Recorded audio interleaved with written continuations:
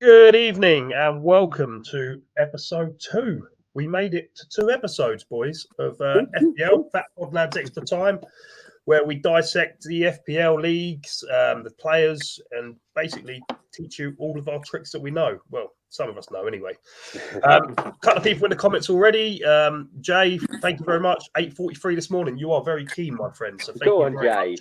Go on, Jay. First of all, boys, how are we doing? Rossi, how are you doing? Yeah, I'm all right, mate. Not too bad. Russ, you all good? Yeah, I'm golden, mate, especially after first week. I'm so glad the Premier League's back. Oh, God, I've missed it. And arrogant Hindi, how are you, mate? Humbled. He's humbled. Not bad. To be fair, normally based on my first weeks, it's normally a bit atrocious. So at this time, it was actually a pretty solid start. And Bug, the strangest team I've ever seen, but it did the trick really, really well. So I'm actually going to start with you, Bug, to be honest. So I can't put your team up on the screen, unfortunately. But what I am going to do is I'm going to go through the players you've picked, and realistically, you can tell me why you left out Salah, why you left out Haaland, and what kind of was your thought process to do that. And you left, what was it, 9 million in the bank, didn't you? 9 million in the bank, yeah. So come on, talk to me then. Salah, Haaland, why neither? Well, I wanted to go off the first game or first 2 games and see who was going to be the better one to go for. There's no point putting on Haaland and then you go, fuck me, Salah's banging goals left, right and centre. I've now got to do 2-3 subs. So that was pretty much it. See who goes first, who gets off the mark, go with them. Do you know what? I've got to say, for you, that is really, really smart. Unagi. I'm not used to these brains from you, Bug. I'm not used to these brains from you. So I'm going to run through your team really quickly. David Raya, Robinson from Fulham, Anderson, Alexander-Arnold, Jota, Semenyo, Mbuemo, Gibbs-White, Wood, Isaac, and Watkins. So come on, who are you hoping will bag you the most points out of that team? Obviously, no Salah, no big hitters, no Saka, no Odegaard. Well, to be honest with you, I watched pre-season, didn't I? And like I said, I know Wood's not exactly the top striker, but he got 4 goals and 2 assists pre-season playing European teams. Like, I thought, do you know what? If he's going to continue on into the season like that with his first 3 games, I thought, why not give it a little gamble? As the Hex, it can only go one or two ways. Well, no one else picked him. I don't think anybody else picked him, but we'll come to that. I think Rossi was umming and ahhing and felt a bit sad that he didn't pick him in the end. But you ended on 66 points this week. You got over Hindi's magic number of 60 points. That's the target that the champ sets everybody. It's changed this year. So 60 will get you 2,400 odd. I think this year it's going to have to be, with the changes, it's going to have to be an average of about 64 to 67 to win it. Oh, easy. It'll get you 2,500 plus, and I think that will probably be a win. Well, speaking of 64 and 67, and somebody who didn't get that, who's had a horrendous week, is me. I've had a nightmare of a week. Again, I can't put my team up, but I'll run through it, and it sounds good on paper. Pickford, Alexander-Arnold, Quansah, Porro, Ahmad, Gordon, Jota, Odegaard, Isaac, Haaland, Solanke. They got me a grand total of 55 points, which is absolutely atrocious. So not only am I under last season's target of 60 points, I'm now under Hindi's target of this season between 64 and 67. So what do I think went wrong? You was below average as well, just to say. I'm used to saying that, mate. I'm very used He's to below average in most things in life. Exactly. I was going to say, we've all been there. Yeah, we've all been there. Where it went wrong for me, I thought I had a good team on paper. Quansah getting subbed at half time really didn't help my cause too much. And I've now got a bit of an injury crisis because I've got Porro and Minter, who's on my bench, both yellow at the moment. And I didn't really think Pickford through because his next game is against Tottenham. So being a Tottenham fan, I hope he gets battered. So, it could go horribly wrong for me. I changed last minute from Salah to Haaland, and Haaland delivers like he does. I think he's got 96 goals and 100 and something appearances. He's an absolute machine. So for me, I think the next couple of weeks is maintaining the team I've got, not changing too much, maybe a couple of changes here and there, and build my way back up the table just like I did last year. So, yeah. But you don't have to pick Pickford, right? You can pick the Chelsea 8th goalkeeper that you've put on. Yeah, all right. Funny story. I made a little bit of a mistake. I assumed Chelsea signed a new keeper. I thought it was Bergstrom who was going to be their new 1 or 2. It wasn't. What's his name, Bug? You got like 11 keepers, so it's hard to keep up. Jorgensen. Yeah, so that's one that I'm going to put in eventually. But for now, I've got Chelsea's 11th choice goalkeeper on my bench, which was a massive error. Hindi, I'm going to come to you next, mate. Your team will pop up on screen. It's sideways, but it does pop up. Talk me through your week. Henderson was a bit of a disappointment. I actually went to the game. Brentford didn't look that great, to be honest. I think Palace were the better team, but Brentford just bided their time, kept doing the things well in terms of defending in numbers and getting out. And on the counter, and Buemo and Wiesa were very, very good. And that's probably what won them the game. I think Sharda as well played on the other side.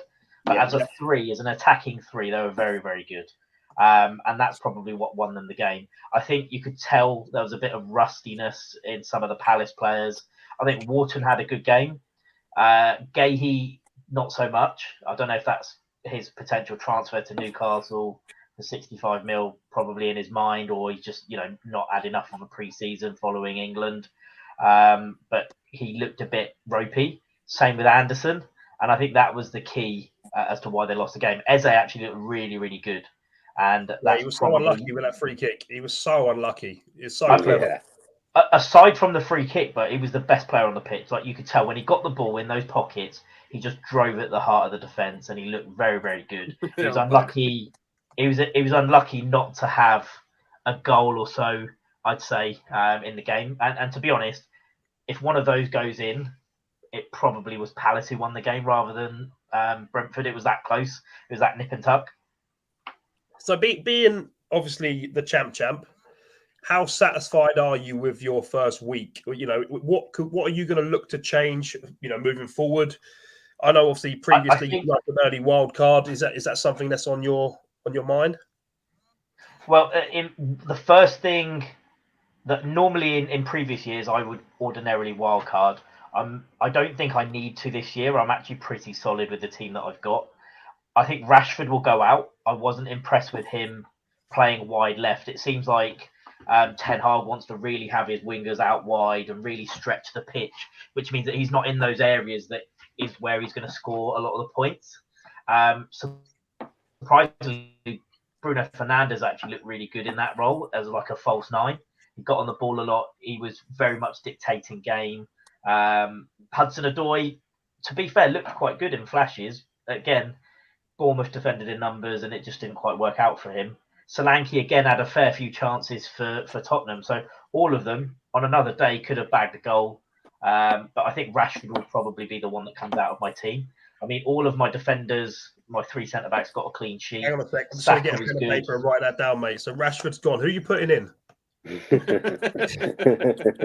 you know what? I'll actually put my neck on the line. I'm going to go Eze. I'm going to put Eze in. I'm going to do Rashford to Eze. I think that's my transfer. I've got Nkunku on the bench as well. He might come in for Hudson-Odoi for week 2, and that will give me, I think, a pretty good idea of what my team would be for this week coming. And then after that, depending on how things move on, I might think about tweaking a few things here and there. But I'm quite content with the fixtures that will be played. Probably Saka away at Villa is a tough one for him because Villa are generally quite good defensively, but Arsenal look great. They did look good again against Wolves. As I'm above you, Hindi, I'll give you a little hint onto Nkunku. Thursday, we're playing the conference. Yeah. If he gets 90 minutes, he ain't getting 90 minutes on Sunday. Yeah. Well, that's right, because sub 1 is Hudson-Odoi, and he's at Southampton away. Again, Southampton are pretty good at home, but the way that they played against Newcastle, they played against 10 men and didn't score. And I'll be honest, Isak was my captain. Isak at home, if they're not with 10 men, probably he's got a chance of getting another goal, another assist at least on his numbers. And then actually, that was probably the right captain choice. In hindsight, Saka was the best player on my team. Jota would have been an option. Even Haaland could have been an option. But I probably went for one of the weaker of my players that scored this week or assisted this week. So in terms of your points, obviously you ended on 64. Are you happy with that? You content with your first week? Do you think that's a good start? Well, like I said at the beginning, I've done some sums. 64 to 67 will see me get very high numbers by the end of the season. If I think the winner of this league will likely get about 2,480 odd is normally the winner for our league. In previous seasons, I think that was probably more harder to attain. This year, I think it will be a bit easier to attain, just purely on the basis of the chip changes, but also the transfers. I think that will roll around and give people a better number. That's why I've kind of tempered the average points from 67 to 67 around that sort of number. And I think that addition will probably see everybody score better. Good. So we've got 9 people watching at the moment, which is we've got quite a few people watching us actually, more than 9. Come on, guys. So thank you very much for watching us. Don't forget to like and subscribe. Welcome We all. love you all. And moving on to Rossi. Now I'm pretty sure this is the team. Let's hope so. 2 points. Game week 1. Talk me through it, mate. It weren't a bad week in the end, really. I was annoyed at the start. The Oscar Bob injury really messed my team up. I was settled for quite a while. I had a good team away into that Man City attack that I thought would start, as Pep talked about, Foden and Rodri and all these coming back. So I thought he would start, and then he got injured. And that 5 mil category's tricky. And not only is that tricky, you got no City attack. So it was a case of trying to find that City attack, and realistically, who more could you go for Haaland? He wasn't in most of my drafts. I didn't have him. I thought he was too much. I thought you could spend the money better elsewhere. I had Salah in near enough all of my drafts, but as soon as you got Haaland in, it's so hard to then get Salah in as well and try and keep a consistent team for a few weeks. My early plan was to do an early wild card or use the 4 or 5 subs on week 4 or 5 initially anyway. So I'm still kind of on that path, but I'm not too sure yet on when to do that, whether to do that. Got a few players. I agree with Indy. I went Rashford. I thought he was value. I rate Bruno and I love Bruno, but that extra 1.5 when you put Haaland in your team is very key. So I went Rashford as well, and I'm probably the same as him. He's probably, if I do make a transfer this week, he'll be the one who comes out. I like Eze, but I'm still not sure on.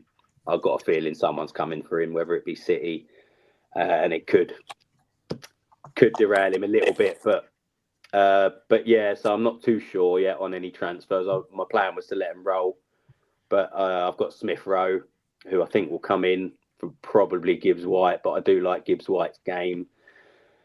And then the back line, it's a shame because I had Pope and Gabriel, or it was Raya and Hall for me. I like Porro, but as you saw with Tottenham, it's always that problem with the clean sheets. Yeah, the clean sheets, and not only that, I know he didn't get one, but yellow cards, things like that. And I do, his output's good, but realistically, is he going to score every 3 or 4 weeks? Maybe, is he going to do that and keep clean sheets? So, as much as I thought he was a good pick with the selection with Haaland in, it was tricky for me then to have a quite pricey defence because I had to have Raya. I couldn't get anyone else in from that Arsenal, and I thought, like Bugden said last week, I thought Raya was the cheapest and probably best option. To be fair, see, coming on to Rashford just really quickly, I want to touch upon that because he's 7 million this year. Yeah,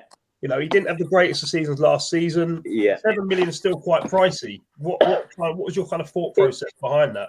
Well, it is, but for me, it was Garnacho or Rashford.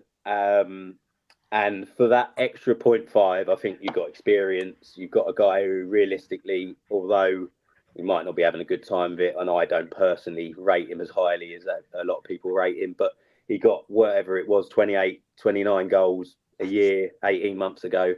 Yeah. If he's a confidence player for me, so if we start the season buzzing, if he gets 1 or 2 early, he could go on a great run. He could end up 15, 16, 17 quite easily. And then it was a case of, again, with the money, with Bruno, you got him on all the set pieces. So that extra 1.5 could be worth it for all the extra the set pieces and the penalties. And he's so vocal in our team. And unfortunately, realistically, I mean, let's be honest, he could have had 2 easily, maybe 3 against Fulham. And I bet a lot of people go, probably take him out for that as much as people put him in for that, because it's United and all that. But realistically, I thought he had a great game. I thought he controlled it. And any other day, he's walking away with a hat-trick and anyone with him's good. But for me, Rashford was the in-between. The Garnacho was on the bench for the final, for the Community Shield, sorry. And, Rashford was the 7 mil with experience. So I went for him.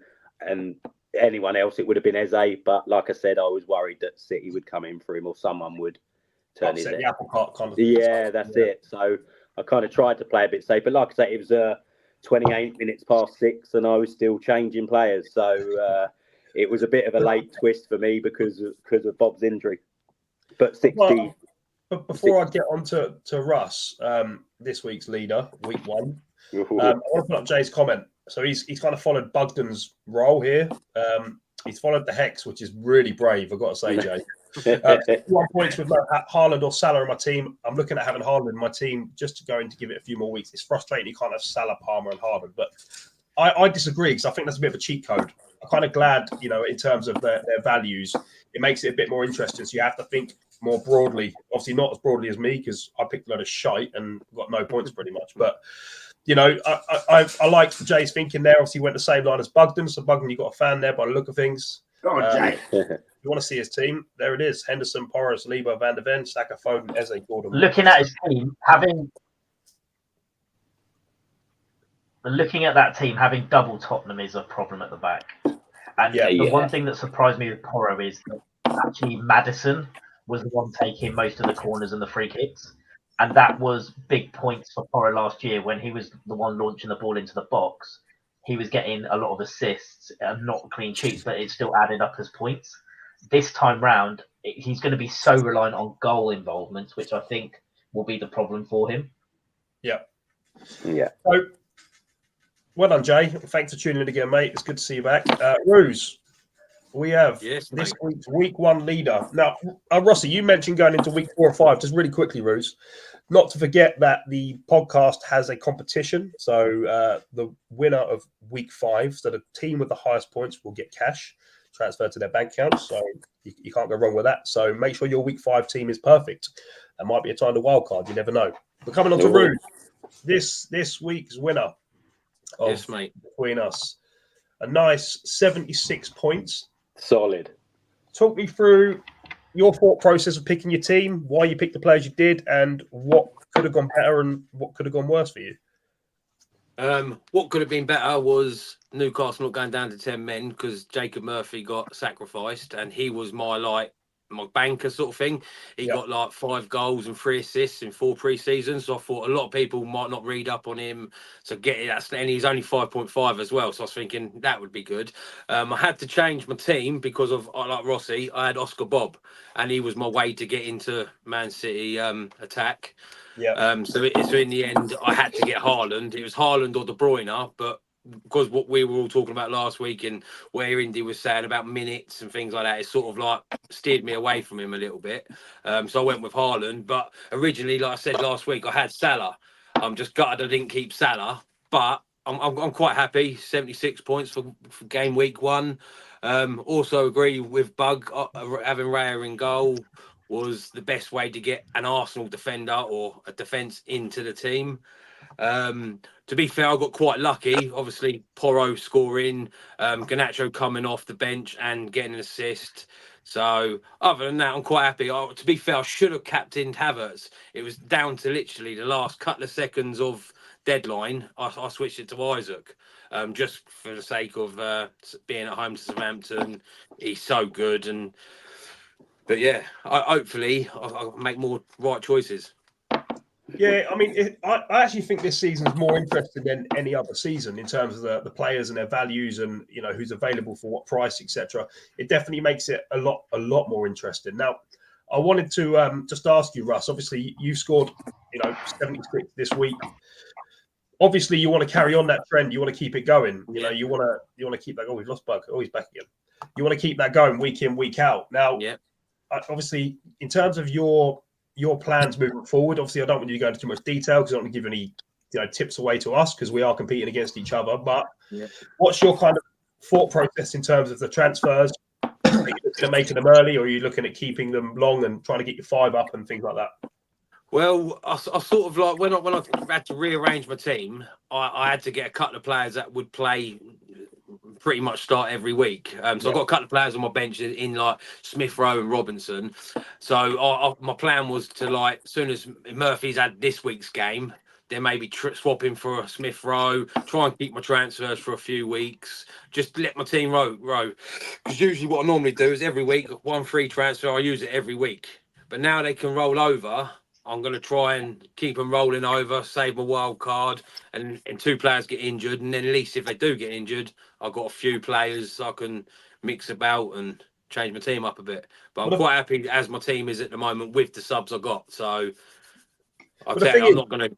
The 5 transfer thing is like a mini wild card, isn't it? In theory, if you save up your 5 transfers, you've got a mini wild card, and if you're looking at when people free hit with double game weeks and stuff like that, that could literally be key to changing leagues around and putting you top of your mini leagues and beating your mates or whatever else. So it's actually really interesting. But good. I'll to you really quickly, Rossi. Actually, go on. What were you going to say? Yeah, no, I was just going to follow up on that, and that's the reason. Like I said earlier, for me, it was either the 3rd, 4th, or 5th week. Possibly go for the wild card, depending on when the teams have settled down, how happy you are with your teams, or you've got that option if you have rolled over for them 3, 4, or 5 weeks of having half your team that you can change anyway, and being able to keep your wild card for later on, or vice versa. Now the fact that you can use your wild card and still have your 4 subs in the bank, it's another option of a way to play. I just think it gives you. It's another thinking game for you, Rossi, and not forgetting your password. That's another one. That'll make a big difference. Personally, I don't think the wild card's as important. Exactly what I was going to ask you, Bug. What's your kind of thoughts on wild card early? You want to do it a bit later, or? Like I say, because obviously they said there's going to be less double game weeks. So the wild card normally is to get that double game week, 11 players playing 2 games that week. Now they say they're getting rid of it. 5 subs is more than enough to sort of build up to it. Yeah, you may get a lot of injuries, suspensions, whatever. But at the end of the day, it's just as easy to save a few subs and stick with players than wildcarding. The good thing I like about the wild card this year is though that your transfers roll over, so you don't lose them. So technically, if you've got 5 subs, use your wild card. When the week after you got your 5 subs, so like we were just saying, then you get like a mini wild card again. So which I think is quite clever. But then it makes you think more. Then you think, right, if I've got to get him in, I've got to wait 3 weeks so I can change him in without losing points. So it's quite clever how they've done it this year. I'm quite looking forward to.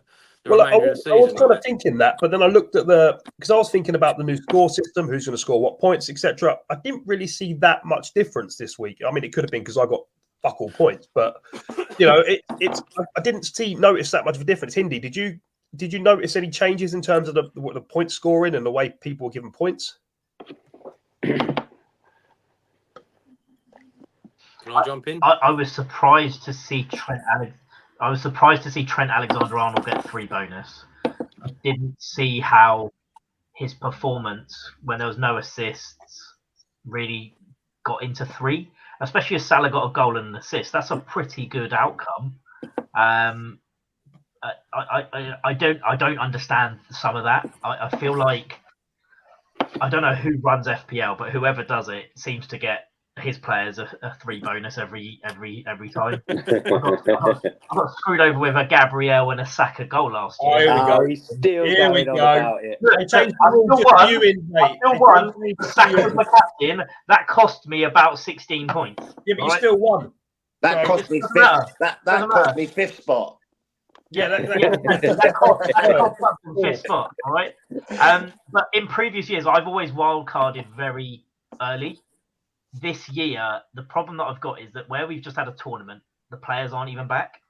So ordinarily what would happen is I'd pick a team, whatever happens in the first week versus what happens afterwards is normally a bit of a surprise. And kind of there's always a player that might surprise me. So, for example, last year, Cole Palmer took a penalty very quickly and very early on. And I thought, oh, he's the penalty taker. I'm taking him. And I had him in from the beginning all the way through. And he was my bench option and then became my starting option as time went on. Whereas this year, I don't think the teams are actually ready. I don't think the players are ready in their teams. They're still kind of in that little lull before they're back into their squads. So this time round, the wild card, even if I did use it early, would probably have been a little bit later than normal. My worry is always there's a price change on really hot assets at the beginning, and I want to get them before the prices change. I think some of the players have already gone down to 3.9 million, so some of the 4 million players have gone down, and that does kind of screw you over because that 0.1 means that you just leave 0.4 in your bank. Yeah, massively. And that's where they're getting. Will in the comments obviously has said always wildcard early. Will, if you got a bit of time, mate, I can see you're still here. If you could let us know why you always wildcard early, it'd be good to get some people's perspective as well on the wildcard. But Ruse, you wanted to touch upon the rules, mate, and with the point scoring. Oh no, pretty much just what Indy said. But I'll just see the comment that Callum put up about you. Nice to see you calm and that lot. That's because he's not talking about Tottenham. This is about everything. My blood pressure's low when I ain't talking about Spurs, but I'm always repping. But yeah, like Indy was saying about the points difference and that. It's the same as Porro. I thought he had a good game. He scored a goal, but he only got like 1 bonus point. Yeah, you had like Vardy got 2. All right, admittedly he scored as well, but surely for a defender, last season you would have got more points for a defender and bonus system. The point system seems to favour the striker this year. Yeah, because I also did read as well. If your player gets taken down as well, fouled, you get like points towards points for getting taken off and fouls, and so it gives you a bit more to think about. That's why we all joked about putting Grealish in the team. Another injury though, isn't it? He's injured as well. That's the other thing. It's this point system, and then you've got the injuries to players that you've got to try and cover. It's all new. You've got the 5 subs. There's a few new elements this year that are going to mix things up. It's like I know it's fantasy Premier League, but like if you look at the Sky Sports one, Rodri's a high point scorer because he gets a point for every 5 passes. Yeah. So Jake, I've got Pickford as well, mate. I didn't see the donkey punch, and I'm kind of glad I didn't. But I've got no better options. I've got Chelsea's 11th choice keeper on my bench, so I'm kind of stuck with him. A couple of comments a couple of people in the comments. Will, obviously, team settled down and gives you a chance to reuse one after Christmas. That's why he uses the early wild card. That's a good shout, to be fair. This comment I found quite interesting. Also from Will, Palmer and this crazy Chelsea team could flop this year. Anybody agree with that? Yeah, see, I do. It seems to be every year we have one standout player, and then they don't capture it the next season. We had Joe Cole do it. We had Willian when we were again finishing 10th or 11th, was scoring free kicks left, right, and centre. You know, dragging the team up. It was when Hazard had that really shocking season, and then all of a sudden the next player stepped up. And I think personally, I still think Nkuku's going to step up. I know he come off on the 58th minute and only got 1 point, but it's City. Let's be honest, you know, when he's in a game against someone like West Ham, Crystal Palace, I'm going to say it, Tottenham, I reckon he's going to run the show. Yeah. Bear me a second, Bug. Get out with that nonsense. Right, anyway, I want to jump to a question. I have to get rid of us all day because we all probably agree. I actually want to answer this one. It's also from Jake. What's your thoughts on triple captain Haaland this week against Ipswich? I wouldn't use triple captain this early. I think double game weeks are crucial for triple captain. It can go really well or it can go really bad. Rossi, what's your worst experience with triple captain? I don't even go there. You know my worst experience. This is the guy that triple captain who? Dennis for Watford. He bloody Got yellow carded and only played 58 minutes. Yellow card then, 58 minutes. Absolutely got flop. 2.3 points for you, didn't he? I'll defend you a little there. He did go on like a five goal run. This was the point. He did look like he would have it. Yeah, but you live to fight another day, I suppose. But I actually thought about it. I thought about Haaland this week. I thought he's in the team for a reason. It's Ipswich. But to be fair, I think Ipswich looked all right against Liverpool until the legs went a little bit.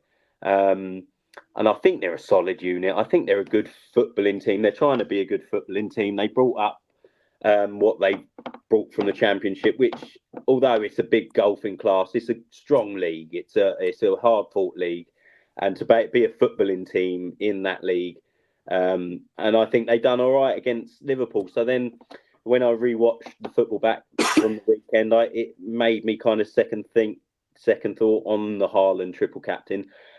But on the flip side, he could quite easily get 2, 3, but sometimes he has 2 or 3 touches in a game. So it's one of them. And I think I can't remember who there was. I think it's Bugden for you. Like, I was going to have Wood. Wood would be an option. I'm not saying to triple captain this week, but he's on a little run. You've got to hit them spots. You've got to find that game that you know when someone's on a run, they can get them points. It's still in the balance, but I'm probably not going to go for a triple captain on Ipswich. See, I think that's quite a good shout, to be fair. Haaland triple captain. That he's at home. City are dominant at home as well. As much as Ipswich looked good, it was their first game. They were at home as well. They're going to the Etihad this week. I think Man City are just going to be far too strong. So that wouldn't be a bad call, in my opinion. I agree. There's a reason why I've got 9 million in the bank. What's your kind of thoughts though in using a triple captain this early when you have double game weeks coming thick and fast? I would always go for the double game week because there'll be points. Let's face it, the teams that go long in competitions, the likes of City, potentially Liverpool. I mean, Arsenal don't, because they focus on the league because they're going to win it this year like every other league, every other year, and it doesn't happen. But those teams that go later in the competitions, they'll naturally miss games because they'll have to be fitted in and around the Premier League schedule. So where they'll lose games, and it's pretty much City are guaranteed to go long in all the competitions just based on squad size. I think Arsenal have got a good chance of going long as well. Chelsea, probably United, and there'll be games where sometimes they just fall against 2 kind of pretty naff defensive teams who, you know, Haaland might get 2 in one game and then 2 in the next game, and then you're doubling your points, whereas you're relying on one where potentially somebody later on is getting two bites of the cherry, essentially. But Haaland could go and get 4 or 5. At the same time, when he's got those double game weeks, half the time they're in the semi-final of the Champions League, quarter-final of the FA Cup, final of the you know what I'm saying, Carabao Cup. All of a sudden, it's like, let's lower his minutes. No, and that's always going to be a risk. But the thing is, if everybody's got him in their team and everybody does the same thing as a triple captain, then you don't really gain or lose points. Now, you're relying on him basically scoring a hat-trick this week against Ipswich. If he doesn't score a hat-trick, and let's say he plays and maybe gets 1 goal, he gets 7, you get 21, that's only really a 7-point increase because everybody will probably have him captained anyway this week. Just quickly, Russ, I didn't know your mate was a Tottenham fan. No, he's not, mate. He's Liverpool.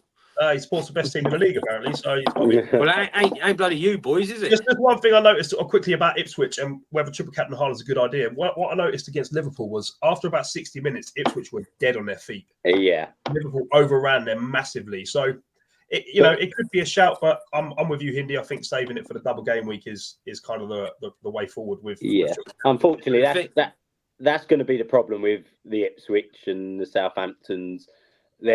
They're going to be tough to break down, but unfortunately, if they get broken down, it's what they can do the other end, isn't it? Yeah. Just a shout out to an Ipswich player. Amari Hutchinson looked pretty decent. Yeah, he did. Yeah, he did. Apparently, Jake will never wank alone, which is always good. Now, just moving on, I want to just touch upon a couple of things more FPL, and I want to talk a bit about the Premier League because it is back. We're all very happy it's back. But in terms of FPL, Rossi, I want to come to you for this one. Yeah. Obviously, you are, near the bottom of me, bit higher than me, obviously. Easy, mate. It's not that kind of channel. How do you gain on the people that are now above you? So Russ, obviously 10 points clear of you. What's kind of your? Are you thinking of mirroring some of his players, or are you thinking of trying to do something a bit different? No, I think early on, I think it's a case of, you've got to stick. I think unless, like I say, I had a bit of a plan that I would do an early wild card or a 4 or 5 sub anyway, just to strengthen the team up. If Foden comes back, for instance, he was a player that I always wanted.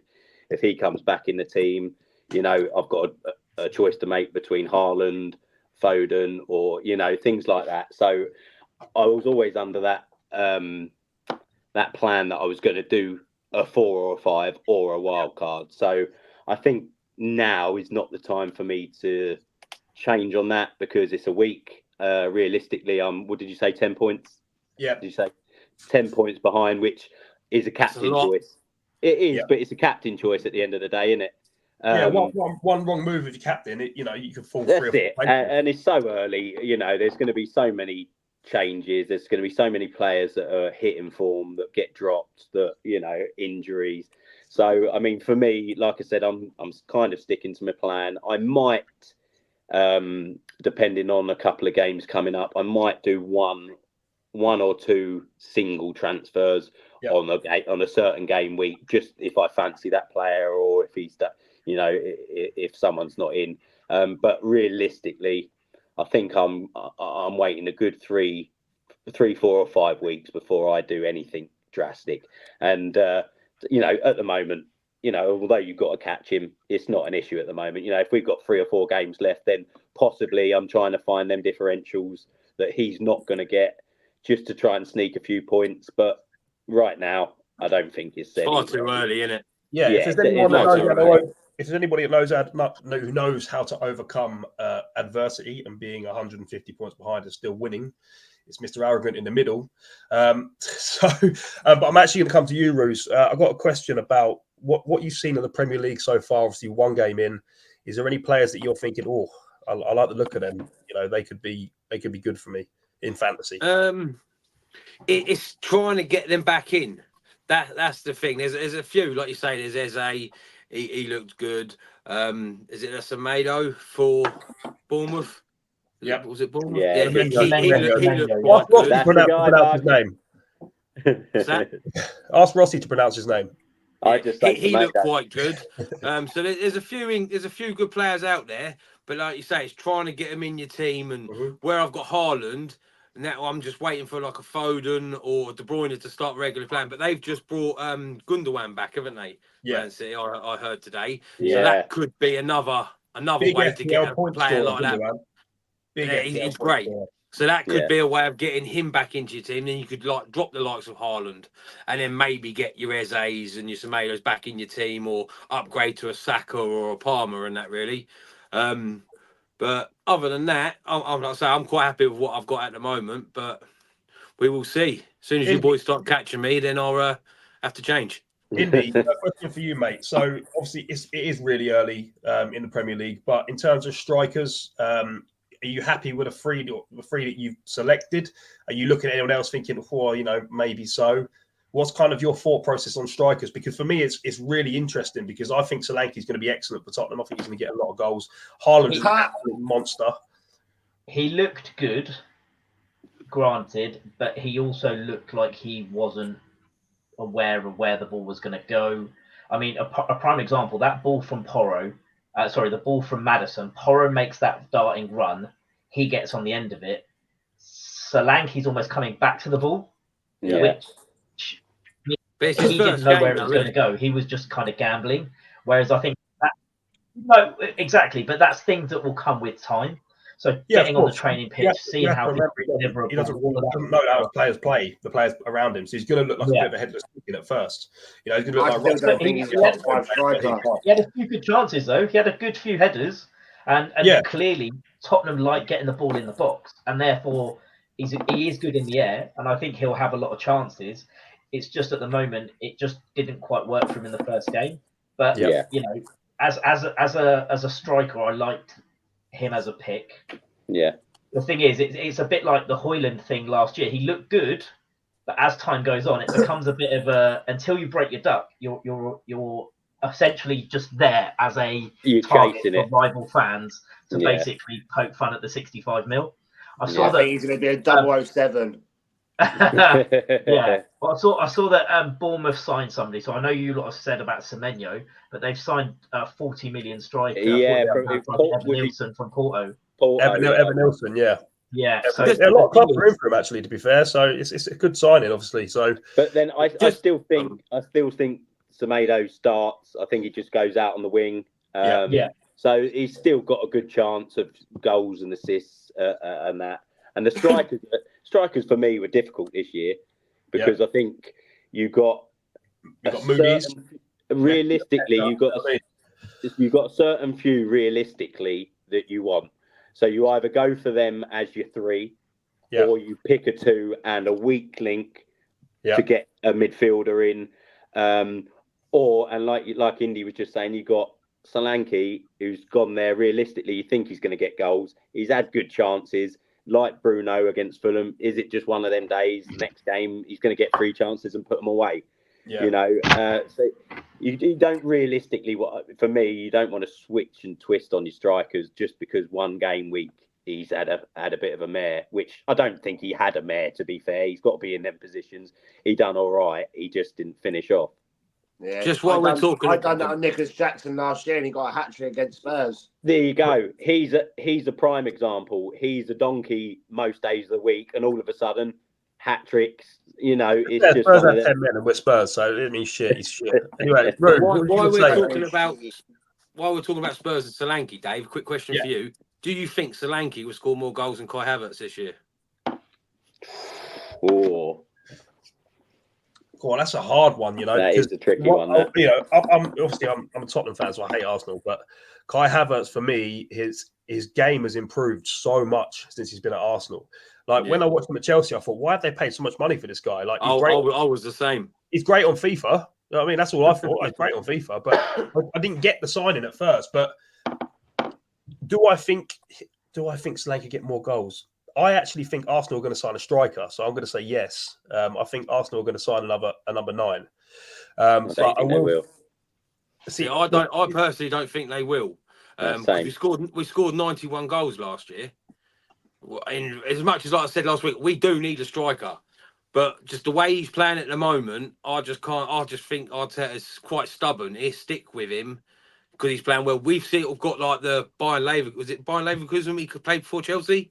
Yeah, we've got that Kai Havertz, not the Chelsea guy. It's an interesting one. He's playing in right wing. Yeah, it's an interesting one with Havertz because he looks so confident now. Like, you know, and that's he's a confident player. Yeah, he's a confidence player, and you know you can really tell that whatever Arteta's done with him, he's done a great job. And I hate saying nice things about Arsenal. He's still one of those players where you don't really know where his best position is. No. Is he a 10? Is he a 9? Is he is he playing on the wing? You know, it is a difficult one. But Ruse, I personally think Solanke, when Solanke hits the ground running and gets going with that the way Tottenham play, he will get a lot of goals. I generally believe that. Yeah. But that's a good question. It is interesting. Red Devils TV, thank you very much. Congratulations, 1,000 subscribers. Thank you very much. I get on that TV channel. That one looks good. My last question is actually for you before we talk 15 minutes of Premier League. 9 million in the bank.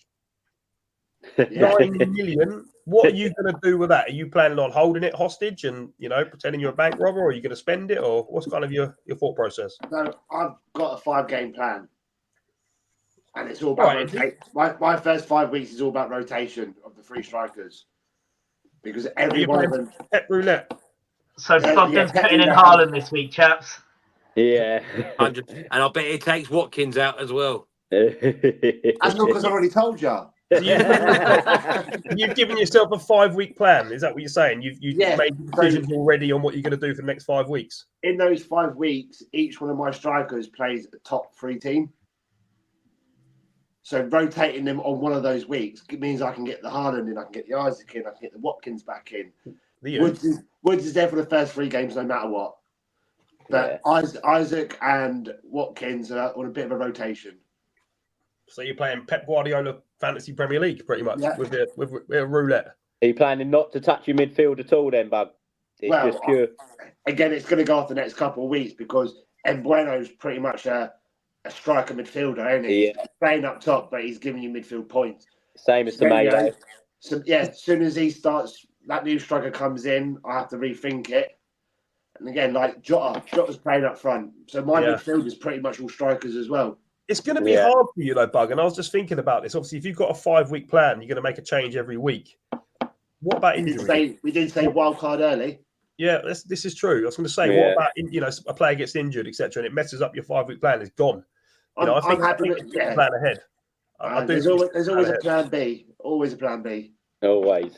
Always a plan. Well, I look forward to seeing your plan B when your players get injured and you have one transfer and you have to make 3 and do a Dave and get a -8. I normally fall apart about week 12, so let me have my 12 weeks, all right? Surely, though, this year with the 5 transfers, no one can be taking any point hits. You just shouldn't. You shouldn't be doing it. Really. Yeah, I'll do it for shits and gigs.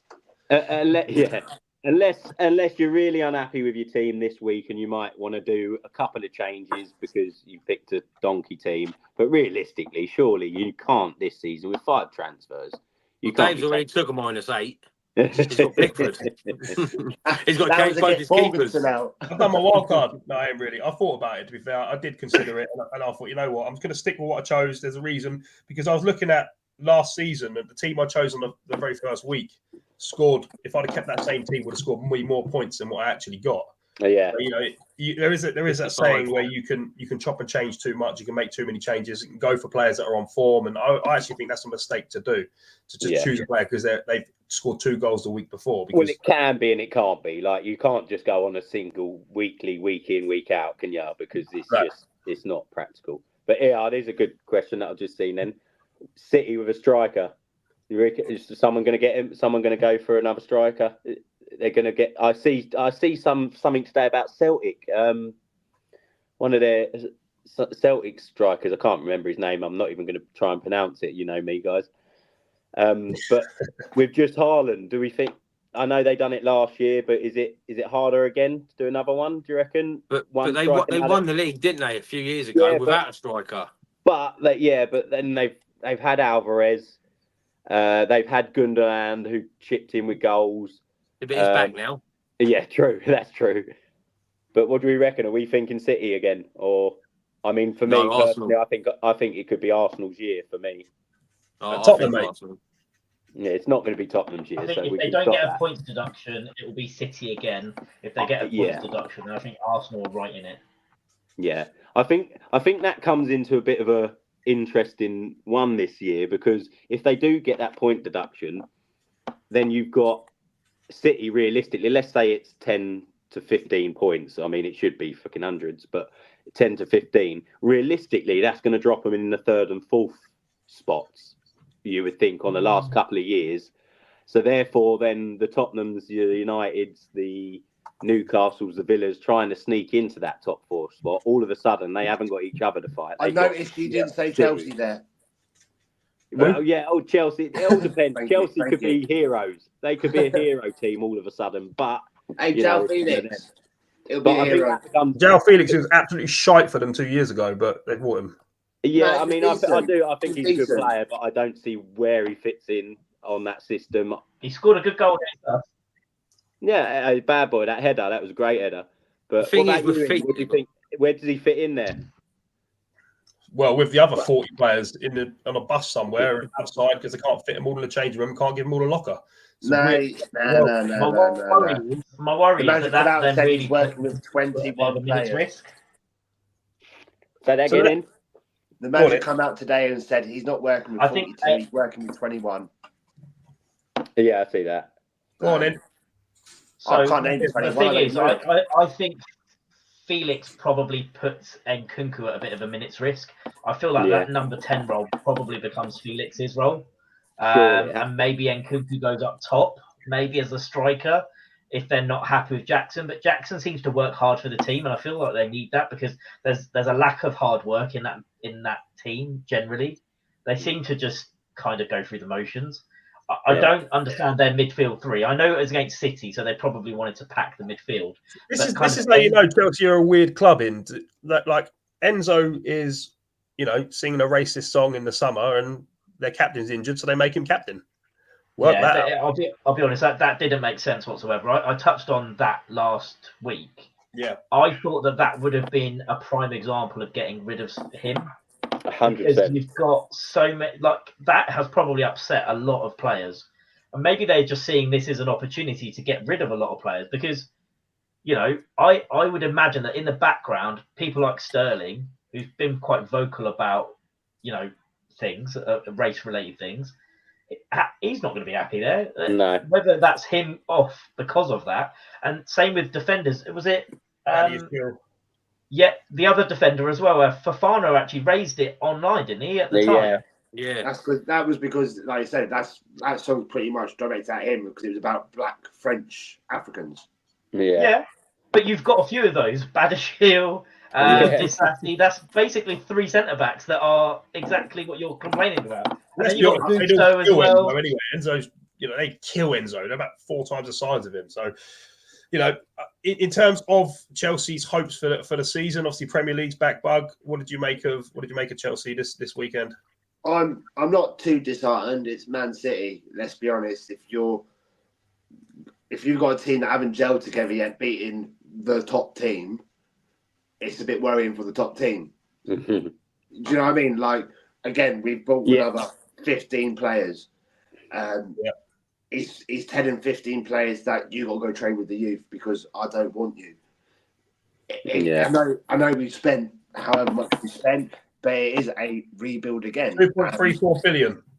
I mean, to be honest with you, they say money buys trophies, but at the moment we're proving that don't work. But what do you think though will happen if he don't win nothing, if you finish 10th, if you finish 9th, 11th? I think that's why we brought in an inexperienced manager. Yeah, he was number 2, but it's like every time we bring Frank in, it's always like, yeah, but he's still learning his craft, and I think that's to try and take the brunt off the players. Yeah, but realistically, then he's going to go, and it's going to be another rebuild. I think it'll be till Christmas. It'll be gone. I hope not. I think he's got the attitude to Barry Lights. Like, if you don't like him, cut him. It's got that American franchise thing. What people aren't mentioning as well is you've got the possibility of a points deduction. Right? Yeah, I don't want to talk about it. Are they in that as well? Yeah, so this is to do with Abramovich, and when Abramovich was in charge. Of course it was. Again, I miss him. He cared about the club. No one cares about the club at the moment. You're in a better place then than you are now, that's for sure. I miss Maria. Maria was the ultimate transfer gremlin. Yeah, stole Willian from Tottenham's training ground pretty much, didn't she? Yeah, you paid for the flight. We signed him. Happy days. Yeah, exactly.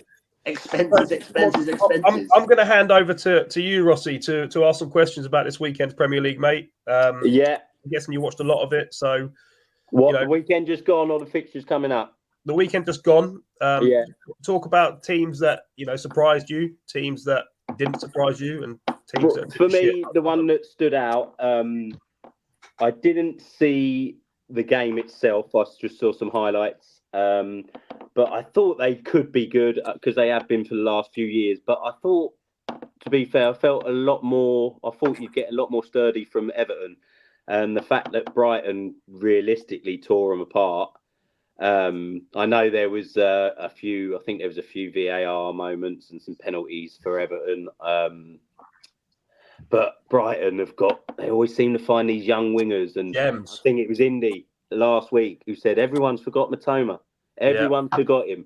Like, he's just disappeared. And all of a sudden, 3 minutes into the game, who scored?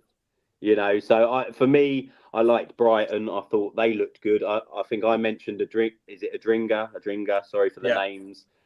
He come on, got a goal. I think you had your guy, Dave Meta. He done well. I think he come off. He was injured when he come off at half time. He got an assist, though. So I mean, the young manager, it's one of them. They're always the right club, Brighton, aren't they? They always do the right structure and things like that. And I think they've just gone into this season again. And Everton are realistically, you shouldn't be scoring 3 or 4 goals past them. I think they've At done home well as well. Especially a dice team. Sean, that's what I'm saying. So for me, I think that was a great start, brilliant start, and that was probably for me the standout one result anyway of the weekend. And I think maybe have a little look around the Brighton midfield if you can get someone in there. There's a lot of 5.5s in that team that you could probably get in. So I want to do a little prediction with everybody really.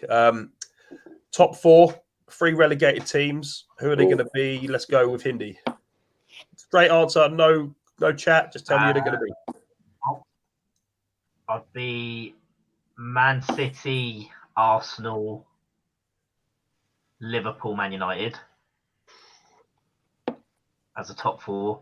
The 3 that go down, I can't really look past the 3 promoted teams, to be honest. I think all 3 will go back down again. Rossi? I'm in agreement on most of that, to be fair. Like I said, I just fancy Arsenal. I think soon enough Arsenal are going to have a year. And I think why not be this year when City could get a point deduction? I'm not saying that's the reason they will win it. The only way they'll win it.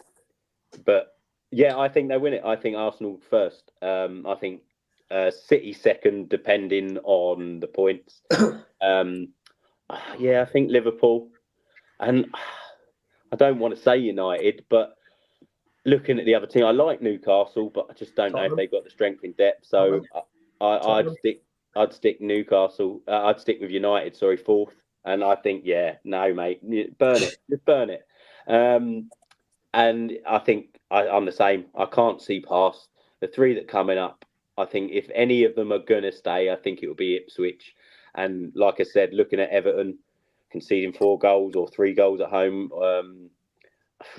why can't they be there? For a few years now as well. They've been down there for a few years. They've got all of this hanging over them, a new stadium, all of that. It's just taken away from the football. And I think, that for me, that could be the team that slipped down there this year.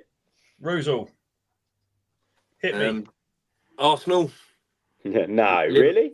Yeah. Arsenal, Liverpool, City, Villa. Oh, no. I reckon. And then I reckon Everton will go down this year. I reckon Ipswich. And I reckon Southampton again. I really do. Yeah. Ciao. Bug. Funny enough, the bald one pretty much said exactly how it was.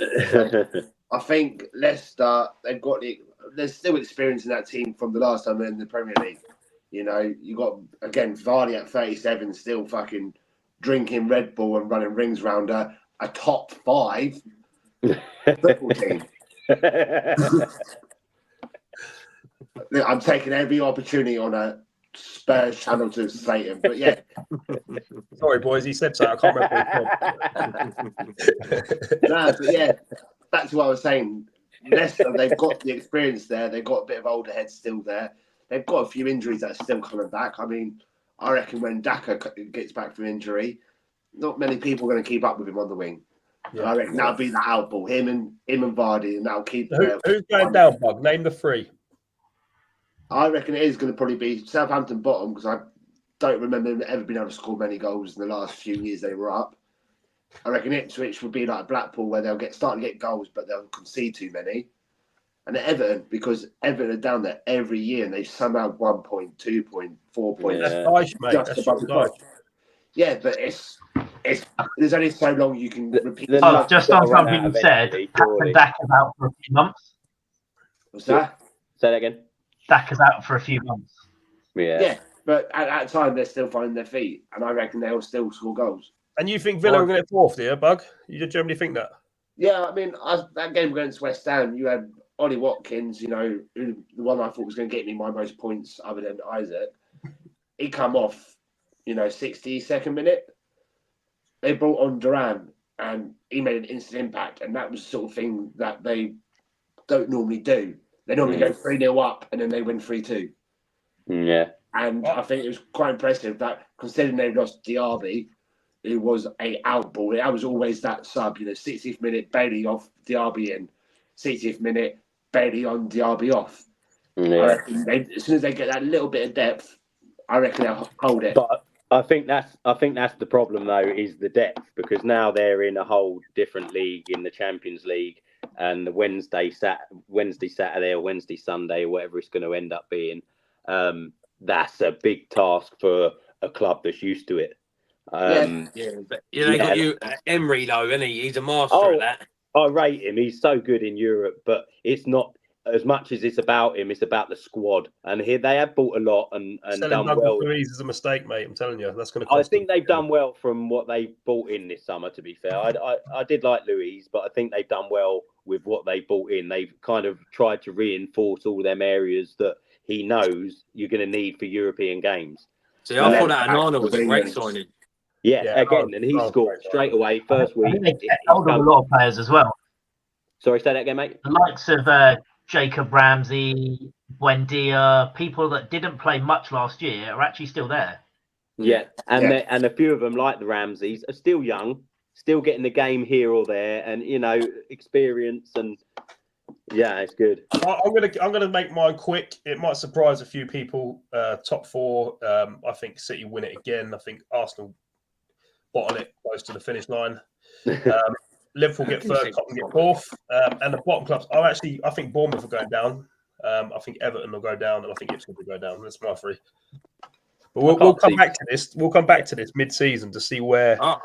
What makes you think Bournemouth, Dave? Yeah, I don't think Bournemouth. I think selling Solanke is going to cost them quite dearly. Mate, they're getting Eddie Nketiah. No, they're not. But I think they signed Evan Nilsson. They just signed Evan Nilsson, didn't they? So whether he can do it, he's going to come over. Eddie Nketiah.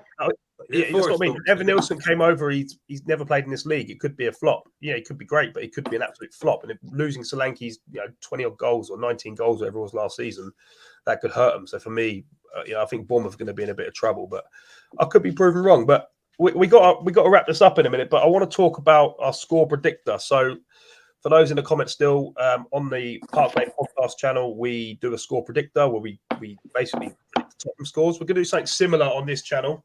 We're going to have 6 fixtures a week. You can keep track of your own scores. The way it works is we have 6 fixtures. If you get a correct result, you get 3 points. So that's the correct score, 3 points. If you get the winner, you pick the winner, you get 1 point. Anything else, you get nothing. Draw, you get nothing. Loss, you get nothing. So I'm going to follow Super 6 this week. So I want your predictions, boys, and if we get a chance, send them to me as well, so we can update tables. I'll try and keep this as brief as possible because we're well over time here, but I don't really care because it's been fun. So first game, Man City Ipswich. I'm going for 4-0 City. Hindi. I have already done my Super 6, and I also went 4-0 Man City. Rossi. I've gone 3. 3-0 City. Russell. 4-0 City as well. Yeah, Bug. He's gone 5. So we got 4-4-3, 4-5. Rossi, you want to write that down? Okay, yeah. Next game is Tottenham Everton. I'm going for a big Tottenham win here. I think Tottenham win 3-1. We always concede, and I think we'll hammer Everton because their defence is shite. See, I think that would be a draw. I'm going to go 2-2 draw on that one. Jake's gone 5-0 City. So 2-2 draw for us. 2-2 draw. So 3-1 for me. What game's this? Sorry, Tottenham Everton. I mean, after the weekend, you got to go Tottenham. I think they'll concede again though. 3-1. Same as me. Yeah. Indy. I've gone 2-0 Tottenham. 2-0. You're brave. We always concede. No, the reason I say that is I think Everton will overcompensate now and play really defensive, and I think that plays into your hands. Fair enough. Bug? 1-0. Oh. Palace West Ham. Bug, over you again, mate. Palace West Ham. West Ham. I'm going to go 1-0 Palace. Right, Rutal. 2-1 Palace. Rossi. I'm going to go 2-2. Indy. 1-1. I'm going 2-1 West Ham. Next one, Villa, Arsenal. Arsenal.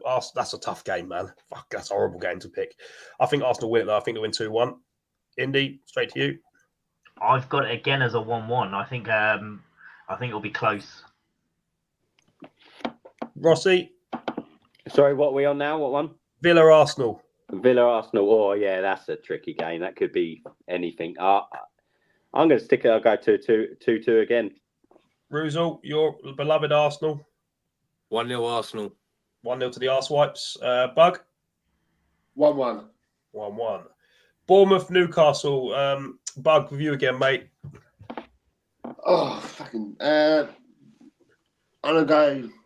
I know Newcastle were down to 10 men, but I quite like them when they go forward. I'm going to go 3-1. Ruzel. Yeah, same as Bug. 3-1. Rossi. I'll go 2-0 Newcastle. Indy. I think I'm the only one that is actually going for Bournemouth on this. I think Bournemouth at home, they need a bit of a performance after last week, and I think Newcastle didn't look that good against Southampton. So I'm going 2-1 to Bournemouth. I've gone 2-2 on this one. Oh, interesting scores on them A ones. few different scores coming on here, boys. And the very last game is Liverpool-Brentford. I don't see anything but a Liverpool win, personally. I know Brentford looked all right the other day, but I think Liverpool win 2-1. Indy. I've got it as 3-0 Liverpool. Rossi. And I think Brentford can score past them. I think 3-1. Russ. I'm going to say 3-0 Liverpool. And wrap us up, Bug. 2-1 Liverpool. Perfect. And I think that pretty much wraps us up for our second ever show. So, again, we've had so many people watching, so many people commenting. Guys. Thank you so much for all your support. We really appreciate it. Now, you can find me at Park Lane Pod Dave on Twitter. If you want to rant or an argument, I'm probably the person to come to because I generally like that. I'm also on the Park Lane Pod Twitter, but you'll find me here every single Wednesday, 9 p.m. Hindi, if you want people to find you, how do they find you, mate? So I've put in my actual Twitter here now, but I'll be honest, I don't really use it very often. It's the other side. It's the other way, mate. Oh, is it the other way? Yeah, better. Well, to be honest, you could just do like a logo in the sky like Batman, and I'll probably just turn up. You can say Beetlejuice or something like that. Rocky, you are our mysterious person who is unfindable on social media. Tell me who I am. I don't know, Dave. You know who I am. We will see you here every Wednesday, 9 p.m. The Ball Guy with his new mantra, gifted by some random guy who wanted to bet 500 rand for Hindi. Yeah, you can find you, Russ. On Twitter at WilsonBrown85. But I'd also like to say, if you can hit the like and subscribe, that would be great. It'll help the channel out massively. But yeah, give us a like and a follow. Bug? I've only just started it, so I need at least 5 followers. So, yeah. We got you, mate. No, we've got 4. I'm not following him. No. Or yeah, that does wrap us up for episode 2. We will see you next week, where Dave will take the lead in FPL, or will he be rotting at the bottom like a bad smell? But thanks for tuning in, guys. We will see you all very, very soon. You know,